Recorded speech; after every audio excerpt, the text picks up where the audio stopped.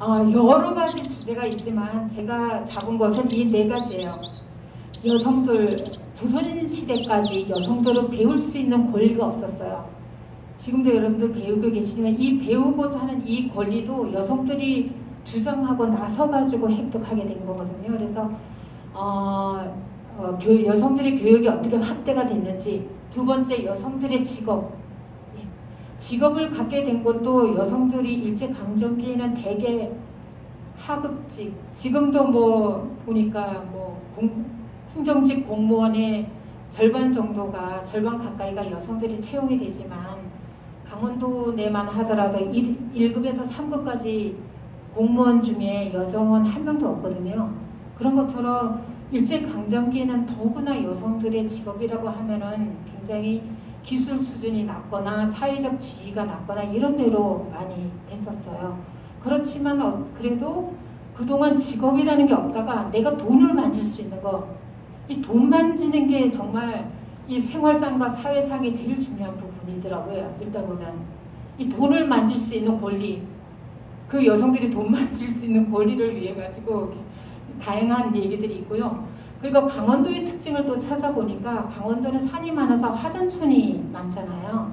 그래서 하전촌의 삶, 원래는 농민이 농토가 있고 지었는데 이 토지를 농토를 빼앗기다 보니까 갈 수 있는 막다른 골목이 바로 하전이었어요. 그래서 하전에 살았던 이야기, 그 다음에 이제 오천에서 여성들이 노동했던 것, 그리고 또 시장.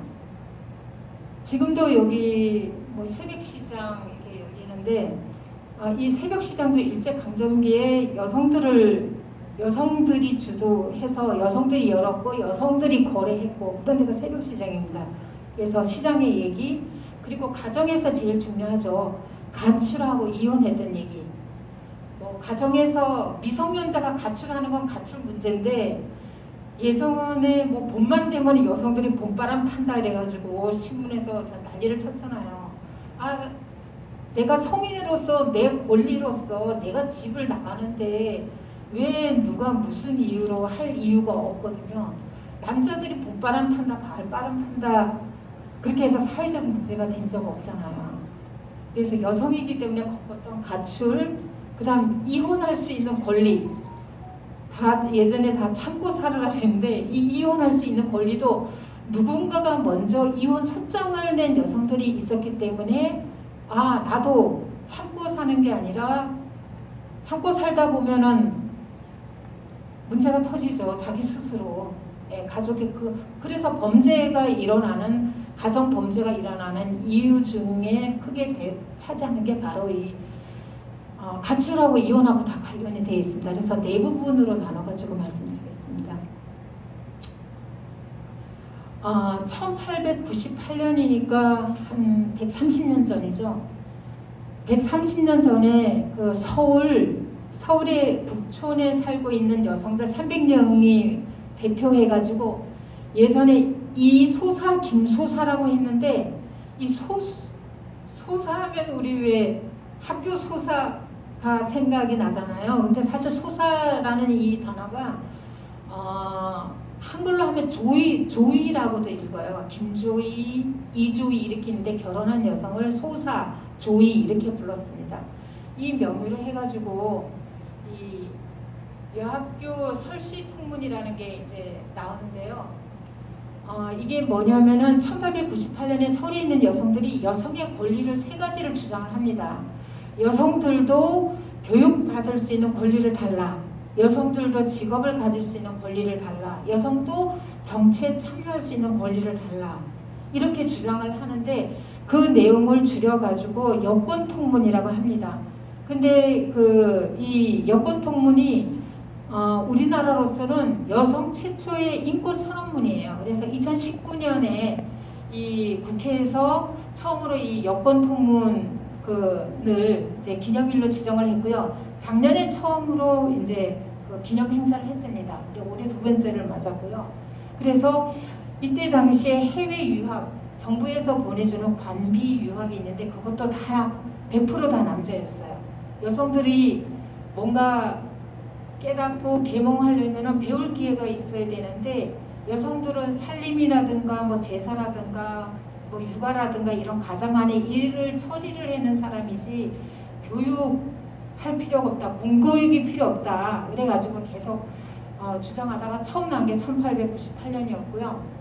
이렇게 얘기를 했습니다. 이 문서에 보면 그때 당시 1130년 전에 여성들을 했습니다. 과거를 생각해 보면 사나이가 힘으로 여편네를 압제하려고 한갓 옛말을 빙자하여 여자는 안에서 있어 바깥 일을 말하지 말며 오로지 술과 밥을 짓는 것이 마땅하다고 하는지라 어찌하여 사지 육체가 사나이와 같거늘 이 같은 억압을 받아 세상 형편을 알지 못하고 죽은 사람 모양이 되리오 이렇게 발표를 했는데 이 내용이 신문에 고스란히 실렸습니다. 그래서 많은 사람들이 여성의 권리에 대해서 알게 되고요. 그래서 이제 공고육 강원도 같은 경우에는 1910년에 우리가 경술고치를 당하게 되는데 이때만 하더라도 강원도 안에 그 여학교는 딱 하나밖에 없었어요.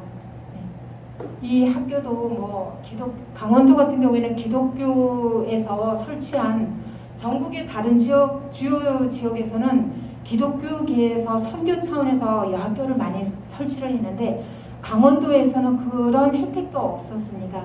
그래서 민간에서 운영하는 학교 외에는 없었는데요. 그러다가 1910년에서 11년에 그 미국에 있는 남감리의 여성교부에서 춘천, 홍천, 인제, 가평 이렇게 해서 4군데 지역만 여학교를 하게 됩니다. 우리나라에 이제 기독교가 들어오면서 뭐 장로교, 감리교에서 이렇게 구역을 분할을 해요. 선교하는데 같이 경쟁하지 않고 나중에 나누게 되는데 이제 그 구역을 맡은 기독교계가 어떤 생각을 갖고 있느냐에 따라서 학교를 설치한 지역도 있고 병원을 설치한 지역도 있고 같이 운영한 것도 있고 굉장히 다양하거든요. 근데 강원도 같은 경우에는 사실 원주, 철원, 춘천에서는 이런 게 활발하게 운영이 됐는데 이 용동 지역에는 기독교계에서 여학교를 설치를 한 저희 역사가 없습니다. 그래서 1910년도에 이제 10년 4월 30일에 나온 기사를 보게 되면은 여기에 제목이 다 한자인데 부인 열심이라는 이 단어예요. 여성들이 이제 제가 그 교재도 같이 보시면 되겠는데요.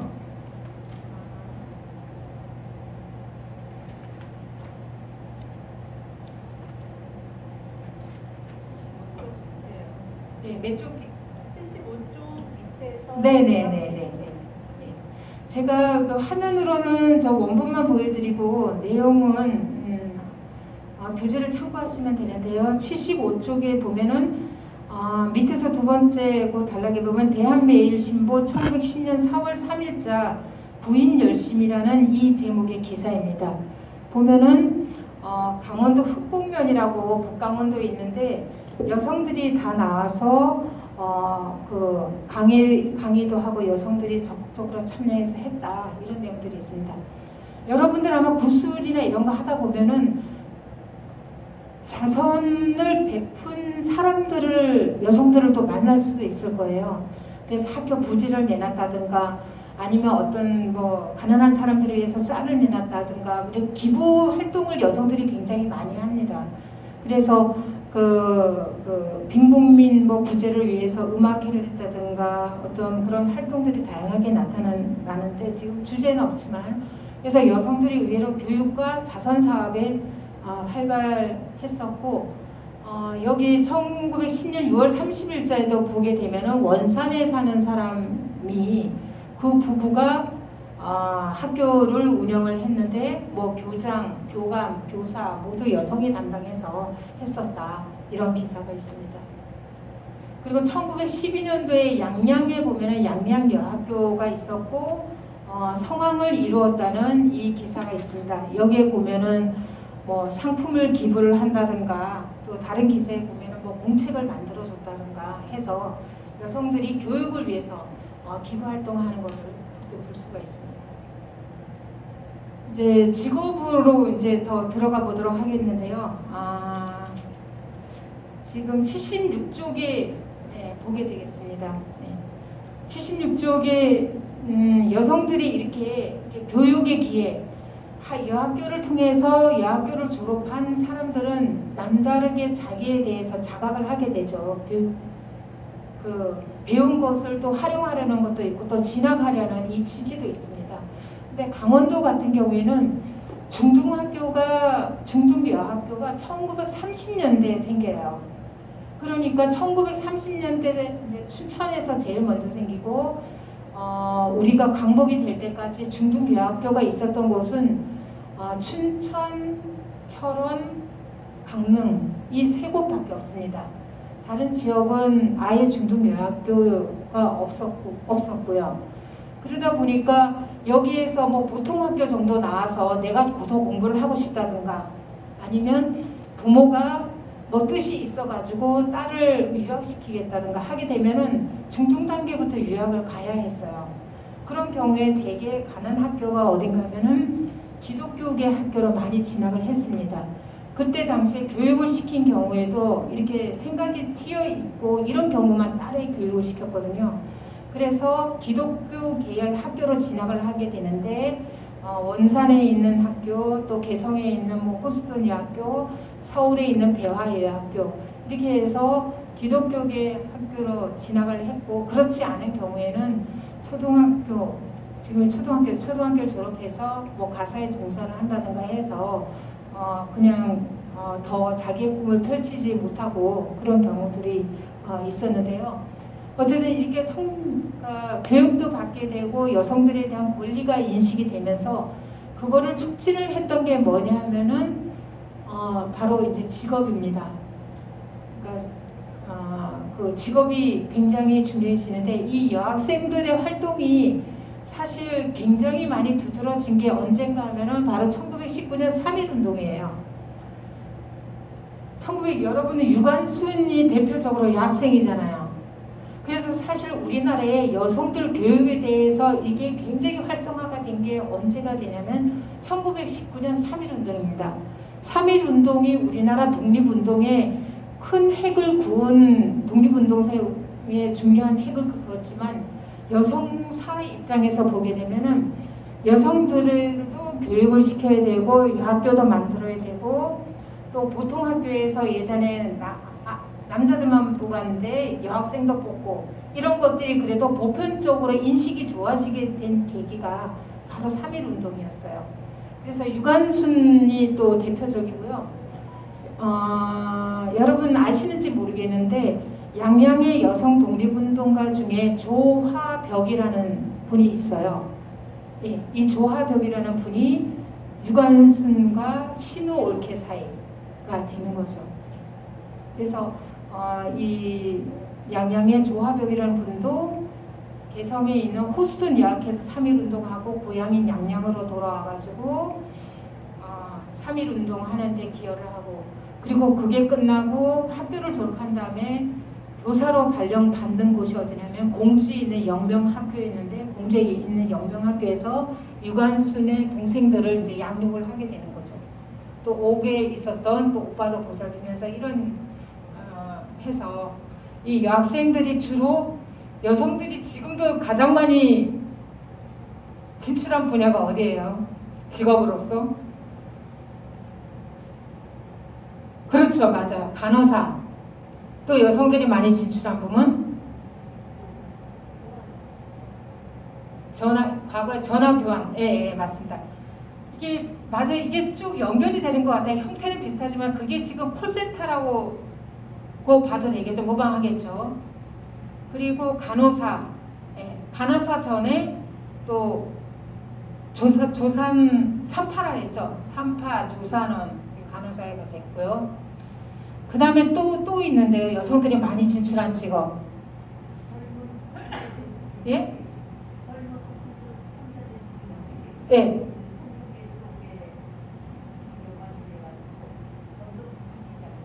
전도부인. 네네네. 맞습니다. 전도부인. 기독교를 이제 그 전도 활동을 하는 데 있어서 전도부인들이 또 있었죠. 이 전도부인들 중에 강원도의 전도부인 중에 3.1운동 때 또 독립운동 하다가 체포되신 분이 또 철원의 곽진근이라는 분도 있어요. 이 전도부인들도 역할이 굉장히 컸는데 이 전도부인도 월급을 받는 역할이었습니다. 그게 전도부인도 있고요. 또 여성들이 가장 많이 또 가 있는 분야가 교육계죠. 교사뿐만 아니라 어린이집, 유치원. 그래서 어떻게 생각하면 여성들이 지금 현대에 전통시대 때 뭔가 여성들이 돌봄 노동을 했던 그런 것이 현대에도 지금 계속 이어져 가지고 그 어린이집 교사나 유치원 교사 또 그 일반 초중등학교의 교사 이런 걸로 쭉 연결이 되는 거 아니냐. 그래서 여성들이 어떤 직업이 어떤 그 영역이 좀 한계가 돼 있으니까 지금은 이제 여성들이 이공계라든가 과학이나 이쪽으로 좀 많이 진출하길 바라고 있잖아요. 그런 이제 정책도 많이 이루어지고 있는데 어쨌든 초창기 직업은 그런 것들이 많았습니다. 제목이 보면은 강릉 광동학원 창립 1주 기념 여자 웅변 작품 전람 이렇게 되어 있습니다. 웅변 대회도 하고 작품 전시회도 하고 그런 형태로 진행이 됐었고요. 그리고 여기에도 보면은 강릉 불교당의 광동여자학원 1주년 기념 웅변회 해서 이제 그 같은 내용의 기사가 서로 다른 신문에 이렇게 실려 있습니다. 이게 웅변대회와 관련된 내용은 76쪽에 나와 있습니다. 여성들이 가장 많이 진출한 분야가 제가 처음에 말씀드렸던 이렇게 보모, 예전에는 어린이집 교사나 유치원 교사를 어린이집 교사를 보모라고 불렀죠. 그래서 이 보모와 관련된 보모고 제가 보모와 교사로 진출을 했는데요. 76쪽에 보게 되면은 신문에 간간히 여교사들의 이름들이 등장을 하고 있어요. 그래서 1910년 3월 12일자에 보면은 간성군 지금 고성 왕곡면에 공명의숙이라고 있었는데 여기에서 보면은 여학생들이 있었고 당시에 교사였던 주원이라는 사람의 부인이 여학생들을 가르치고 있었다. 이렇게 소개가 되어 있습니다. 그리고 77쪽에 보면요. 우리 지금 월정사에 있잖아요. 우리나라 최초의 유치원 교사 강습회가 강릉에서 열렸는데 1926년 7월 4일자 동아일보에 보게 되면은 월정사 포교당에서 전국에 있는 유치원 강사와 보모들의 강습회가 열렸다. 이런 소개가 또 이렇게 나와 있습니다. 그래서 당시에 보모가 어떤 역할을 했는데 우리의 지금 어린이집이나 유치원과 활동과 비슷해가지고 그것과 달리 어떻게 했는지 좀 확인할 필요가 있는데 신문에 보게 되면은 유치원 졸업식도 많이 소개가 돼요. 그때 당시에는 유치원 다닌 경우가 많지 않았고요. 그래서 유치원에서 졸업한 아이들 이름까지도 소개되고 누가 우등상을 받았는지 그런 것까지도 소개를 하고 있습니다. 지금 같으면 어디에서 뭐 수석 졸업자가 누군지 이런 것들이 기사거리가 되지 않지만 과거에는 기사거리가 됐었거든요. 그러니까 지역사회에서 유치원이나 이런 것이 굉장히 드물었기 때문에 굉장히 이슈가 됐었습니다. 버스에 탑승해서 버스 차장을 자기 무릎 위에 올려놨다든가 이런 기사들도 등장하고 있는데 어쨌든 버스라는 수단도 굉장히 좀 보기 힘들었고 또 버스 차장이라는 직업도 여성들이 당시에는 현금을 봉급으로 받을 수 있는 직업 자체가 많지 않았기 때문에 굉장히 선망하는 직업이었습니다. 전화 교환수도 마찬가지였고요. 근데 이 전화 역시도 그때 당시에 한 지역에 전화기 한 10대 이렇게 추첨해가지고 할 때니까 굉장히 희소했을 때죠. 근데 남들이 보기에는 굉장히 또 선망하는 직업이지만 실제 거기에서 일하는 여성들은 굉장히 고달팠다고 해요. 이게 왼쪽에 이제 41년도에 버스 여차장에 대한 기사고요. 오른쪽에 보면은 그 여성들이 누가 버스 차장으로 일했느냐 이런 것이 등장하는 기사는 안타깝게도 사고가 일어났을 때예요. 예를 들어서 버스가 뭐 교통사고가 나가지고 뭐 여사 차장이 뭐 이것도 역시 마찬가지로 양양에서 있었던 일인데 그 버스가 이제 절벽에서 추락을 했는데 15살이었던 차량이 현장에서 사망했다 이런 기사가 나옵니다. 여기에 보면은 이제 이름이 이제 등장하고 있습니다. 이렇게 전화 교환수의 모습입니다.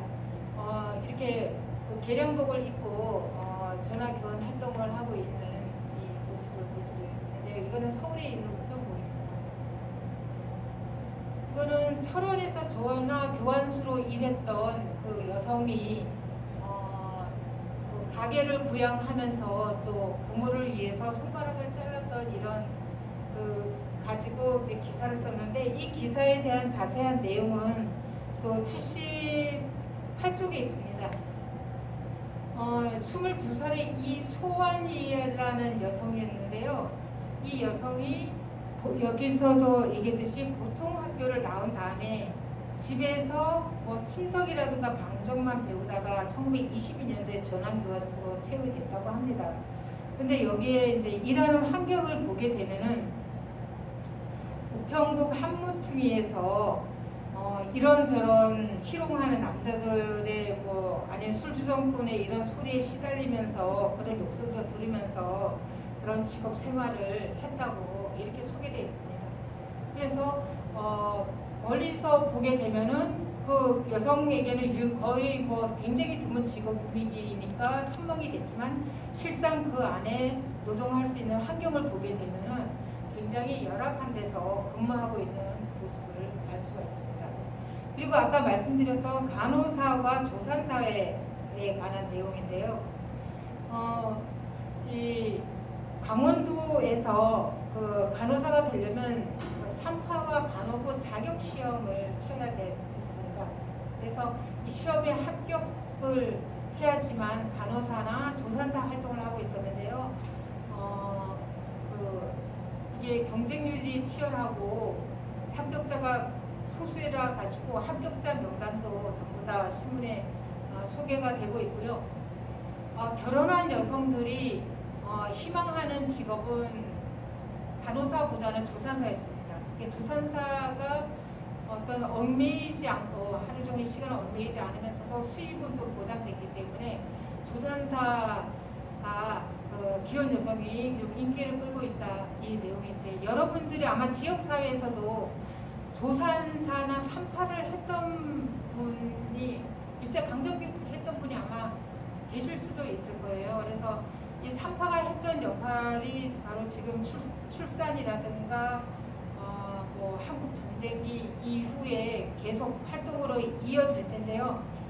제가 원주에서 조산사로 활동했던 분이 돌아가시기 전에 일기를 남겼어요. 그 일기를 남긴 분이 있는데 그분을 통해 가지고 자기가 한국 전쟁기에 그 산파 활동을 했던 거 그리고 뭐 시골에 있는 여학생들 이제 시골에 있는 부인들 출산하는 거 도우러 갔다가 뭐 여러 가지 빚어졌던 일들 거기서 만났던 사람들의 얘기들 이런 굉장히 다양한 게 이렇게 소개를 하고 있습니다. 그래서 산파를 통해서 여성들의 당시 출산이라든가 건강과 관련된 복지가 어떻게 이루어지고 있는지 그런 얘기까지도 끌어낼 수 있어서 굉장히 중요한 직업이라고 생각이 되고요. 이 간호사 중에는 1937년도에 중일전쟁이 일어나면서 전쟁터에 복무한 여성도 있고 또 한국 전쟁기에 또 참여한 분들도 있습니다. 그래서 간호사 우리나라가 의사법은 있어도 간호사법은 없잖아요. 그래서 전국의 뭐 대한 간호사에서 간호사법을 만들어 달라고 얘기를 했는데 간호사가 병원이라는 그런 어떤 공간, 병원이든 어디든 그런 공간에서 의사하고 간호사가 같이 일하는 관계 속에서 사회적 위상이라든지 뭐 어떤 여러 부분에서 굉장히 격차가 크잖아요. 그래서 여러 가지 이와 관련된 사회적 문제가 지금도 계속되고 있는데 그게 초창기에는 어떻게 이제 진행이 됐었고 어떤 특징이 있었고 이런 것들이 어떻게 축적돼서 지금까지 왔는지 이런 부분을 쭉 이렇게 연이어서 고찰할 수 있는 부분에서는 굉장히 또 간호사도 굉장히 중요한 직업입니다. 그러니까 삼척하고 강릉 이게 통합이 돼서 시가 됐잖아요. 삼척 지역에 왜 마고 할미 마고 할미 전설이 왜 이렇게 타 지역보다 많느냐 이런 거를 연구한 그 논문이 있어요. 그래서 저도 지금 오면서 보니까 그 망상촌 지나서 서울대 해양연구센터 그 옆에 보면 그 바위가 큰 바위가 있거든요. 노고암. 예. 그것도 노고암이라서 있고 그다음에 전천 하구에 보면은 마고 할미 바위라고 해서 있고 표지석도 있고 조형물도 있잖아요. 근데 우리가 마고 할미 할 때 마고가 마자가 3배 마자예요. 3배 마자 그리고 무자는 시어머니 무자 계집 여변에다 이제 이렇게 무자 쓰는 시어머니 무자인데 이 마고 할미의 형상이 어떠느냐 거대한 여신이에요. 그래서 여기 동해에 있는 전천도 마고 할미가 손가락으로 고랑을 한번 확 긁었더니까 전천이 생겼더라. 그리고 마고 할미가 똥을 싸고 나면 큰 바위가 됐다. 그리고 마고 할미의 옷을 걸려면 양쪽에 큰 선바위가 있어서 거기에 줄을 걸쳐서 바위 걸었다. 뭐 이런 전설이 굉장히 많아요. 그리고 이게 할머니는 하늘에서 겨울에 하늘에서 내리는 그 눈을 쌀가루로 변하게 만들어가지고 배고픔을 해결을 해줬다. 이런 마고 할미에 대해서 굉장히 전설도 많고 얘기, 지명유래도 많은데 이게 어느 한순간에 이게 마고 할미에 대한 긍정적인 이런 마을 사람을 위해서 신통력을 부렸던 이 할머니가 굉장히 나쁜 사람으로 바뀌어요. 네, 그래서 그 마자가 마귀 할 때, 악마 할 때 마귀. 그래서 마고 여신이 마귀 할미가 되는 거예요. 그래서 마귀, 악마 할 때 귀신 할 때 이렇게 해서 이렇게 바뀌어가요. 근데 그게 왜 그러느냐? 우리나라 이제 그 연구 논문에 따르면 이제 임진왜란 이후에 우리나라의 이런 효자라든가 연령 이런 것들을 굉장히 강조하잖아요. 조선 초기에는 장한 어머니들이 포상을 받았어요. 조선 초기에는 장한 어머니들, 장한 어머니가 뭡니까? 남편이랑 사별하고도 본인이 고생해가지고 생계를 해가면서 애들을 잘 키우는 시부모도 잘한 그런 사람들이 상을 받았는데 임신이라는 이유가 되면은 남편 따라서 곧바로 죽은 그런 연료들이 침송이 되는 거예요. 그래서 이때 당시 삼척 부사로 왔던 사람이 유난히 이 유교 문화를 굉장히 진흥을 합니다. 그래서 그 결과 효자비도 많이 생기고 그 얘기들을 굉장히 많이 이렇게 교화한다고 하죠. 사람들이 다 예전에는 사람들이 다 어리석다고 생각이 되니까 교화를 해야 된다 이런 생각이 강했거든요.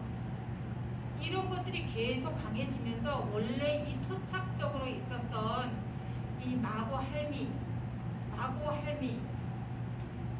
겨울에 먹을 거 없을 때 눈을 쌀가루로 그런 신통력을 발휘했더니 마고 할미가 갑자기 마귀 할미가 돼가지고 마을 사람들에 의해서 쫓겨난다는 이런 전설이 막 생겨나요. 그래서 여기가 그런 과정을 거쳐서 여기 이런 마고 할미와 관련된 얘기가 많다. 이런 학술 논문도 나온 적이 있어요.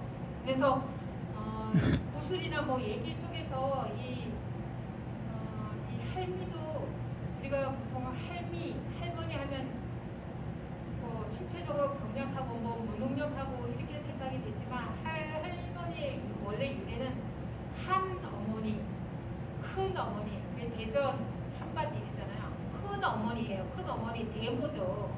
대모 신이었는데 이렇게 여성들의 사회적인 위상이나 이런 게 하락을 하면서 그런 설화나 전설 이런 것들도 이렇게 위상이 떨어지죠. 근데 그 얘기를 이제 공부 곰곰이 이렇게 파헤쳐 보면은 이 할머니가 원래는 그런 신통력을 마을을 위해서 병도 고쳐주고 쌀도 내려준 신통력을 가졌었다. 이거를 이제 그 사이에서 얘기를 뽑아낼 수가 있는 거죠. 아마 이 지역의 사람들을 통해서 그런 얘기들을 더 많이 찾을 수 있을지 모르겠어요. 그래서 강원도가 다른 지역에 비해서 좀 문화적인 특성이 뭔가 새로운 것들은 뒤늦게 들어와가지고 굉장히 이렇게 오랫동안 이렇게 눌러있는 그게 강원도적인 특성 중에 하나라고 얘기를 하더라고요. 그래서 여러분 구슬하실 때 참고하시면 좋을 것 같습니다. 자, 여러분들 지주와 소작 이게 이제 일제시대 때 굉장히 이제 강화가 됐는데요. 1910년부터 일본이 우리나라 땅을 조선 총독부 소유로 하기 위해서 토지 조서 사업, 산림령, 임야 조사랑 이런 거를 실시해가지고 우리나라 국토의 한 40%를 조선 총독부 땅이 됩니다. 그러니까 예전에는 이게 남의 토지를 빌려서 농사를 지으려면 소작료가 계속 올라가죠. 그래서 지금은 벌써 지으라 그래도 안 짓는 정도가 됐지만 과거에는 농사 수출이 나면은 절반 정도를 지주한테 줘야 됐으니까 굉장히 짧은 삶을. 그래서 이 사람들이 맨 마지막으로 가는 곳이 어디나 화전진이에요. 산업화 시대 때 맨 막작으로 가는 데가 어디예요? 한강촌이잖아요. 한강촌에 가서 판을 했던 것처럼 농토에 살 길이 막연했던 사람들은 화전에 가서 화전을 읽어가지고 생기를 사는데 산에다가 이제 불을 놓거나 이렇게 해서 화전을 바꾸다 보니까 이 산림 간수라고 그러면 예전에 벌벌 떠났다고 그랬잖아요. 근데 목호항이라고 해서 크게 다르지는 않았을 거라고 생각이 됩니다. 그래서 당시에 이제 정어리가 많이 잡힐 때는 경기가 호황이고 또 정어리가 적을 때는 또 경기가 또 안 좋고 또 그런 와중에서 손질 같은 경우는 여성들이 다 담당을 하는데 또 손질하고 이렇게 노동한 만큼 얼마나 많이 거기에 따른 또 대가를 제대로 받았는지 어떻게 받았는지 이런 것들도 굉장히 자세하게 좀 알아볼 만한 그런 내용이라고 생각합니다. 그리고 아까 말씀드렸듯이 시장에서는 새벽시장, 멍게시장이라고 하고 옛날엔 또 조시라고도 불렸습니다. 이것도 역시 마찬가지로 기사에 보면은 춘천, 원주, 강릉 이런 데서 아침 시장이 1924년부터 나오고 있거든요. 당시에도 분명히 속초라든 여기 삼척이든 부평이든 망상이든 이런 데서도 분명히 여성들이 뭔가 경제 대공황 이런 걸 거치면서 그런 가난한 가게의 어떤 상황을 타개하기 위해서 여성들이 식재료도 가져오고 또 싸게 식재료를 사기도 하고 이러한 공간으로서 여성들이 시장에서 영역을 알려주는 구조적인 공간이 이 시장입니다. 강릉에서는 아까 춘천에 24년, 강릉에서는 28년, 그리고 이제 원주 같은 경우에는 34년 해가지고 이렇게 기사가 실리고요. 여기 삼척도 기사는 제가 찾지는 못했는데 30년대에는 이런 아침 시장이 분명히 있었을 것이고, 저는 여기가 이제 또 중요한 부분 중에 하나가 울릉도와의 관계라고 생각이 돼요. 왜냐하면 여기는 이제 그 연탄과 탄이 들어오고 또 연탄과 관련돼 가지고 또 연탄이 중요한 그때 저기 산업화 그 자원이잖아요. 그래서 이런 것들을 해상에서 울릉도에 오징어랑 교환을 한다든가 그런 얘기들이 찾아지거든요. 그래서 우리 보통 여성들 하게 되면은 강산촌에서는 남자가 탄광 일하러 갈 때 여자가 앞에 지나기만 하면 재수없다 그러면서 그래서 아침엔 제대로 나가지도 못하고 그랬었잖아요. 그랬는데 그 배도 마찬가지로 좀 그런 금기사항이 있잖아요. 근데 그게 저는 사실이 아닐 것 같은 생각들이 드는 거예요. 왜냐면 해초 뜯으려면 떼배 같은 거 타지 않을까요?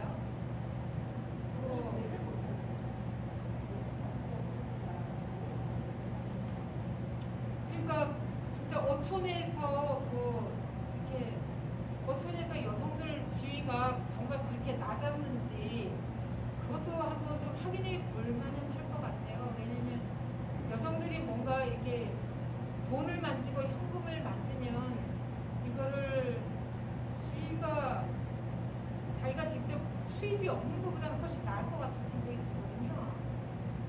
그래서 제주도 같은 경우에는 여성들 위상이 높은 것 중 하나가 해녀들이 해산물을 채취해서 실제 경제적인 독립이 가능하기 때문인데 우리 동해안에서도 뭐 그런 기회가 있지 않았냐. 제가 5, 60년대 이때는 그것도 이게 계속 바뀌더라고요.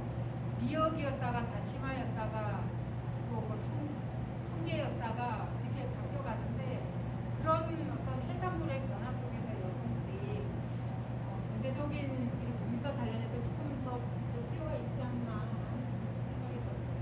이거는 원주와 관련된 거고요. 나와 서도사상 때문에 배를 입혀서 그 사람 스스로가 배를 이을 사람을 사주한다든가 아니면 안싸라고 이런 거를 불리면서 독립운동을 했다든가 또 어촌에서 해녀로 이렇게 살아가기 위해서 뭔가 활동을 했다든가 이렇게 전쟁사에 기록되지 않은 이런 얘기들은 신문의 대부분 일상생활의 중요한 부분들은 나오지 않는 게 굉장히 많고요. 이런 얘기들을 이게 끄집어낼 수 있는 거는 사실은 구술사가 가장 핵심입니다. 왜냐하면 여성들의 경우에는 아까 제가 조화벽 씨 말씀을 드렸는데 조화벽 씨가 양양 3.1운동도 하고 원산에서 노동자 구제운동도 하고 나중에 고향 양양에 와서 교육운동도 하고 그러거든요. 근데 시부모나 시누인, 유관순, 남편 이런 사람은 벌써 일찌감치 독립유공자가 됐어요. 근데 이 조화벽이라는 사람은 내가 해온 일이 그렇게 대단해서 시댁은 사람도 상하고 그랬는데 나는 내가 해온 게 별거 아니다 해가지고 계속 자녀들한테 본인 얘기를 안 했던 거예요. 그래서 이분이 유공자로 인정이 된 게 90년대에 굉장히 늦게 됐어요. 그 이유가. 근데 어느 집안이고 이게 보면 집안 분위기에 따라 틀리긴 하지만 집안에 대대로 전해온 얘기가 뭔가 자랑스러워하는 것도 대부분 아버지라든가 선조 이런 부분 얘기는 많이 하지만 그 할머니가 뭐 했다든가 이 할머니가 뭐 했다든가 이런 얘기는 잘 입에 올리지 않잖아요. 다 아버지 위주로 얘기에 올리고 그러다 보니까 여자 얘기를 들으면 일부러 물어보지 않으면 얘기를 안 하세요. 그래서 일부러 가서 물어보면은 정말 책이 몇 권이다 할 만한 그런 얘기가 나오는데 그런 여성들의 얘기는 집안에서 잘 해결되지도 않고 일부러 가서 물어봐야지만 나오기 때문에 굉장히 중요한 기록이고 지금 요즘에 이제 구술 기록을 또 제가 중요하다고 생각했던 게 제가 느낀 게 뭐냐면 제가 일본의 오키나와에 있는 그 박물관을 한번 견학을 한 적이 있는데 오키나와가 태평양 전쟁하면서 미군의 폭격을 많이 받아가지고 완전히 거기가 도륙이 됐잖아요. 일제가 미군이 점령을 하면서. 근데 그 역사를 오키나와는 뭘로 기록을 했냐면 다 그 박물관 전체가 다 구술 기록이었어요. 그래서 그때 상황을 얘기를 해주는 사람들의 육성, 그 다음에 그 했던 사람들의 촬영했던 그거를 그 박물관 전체를 그거 가지고 전체를 다 이렇게 표지를 했더라고요.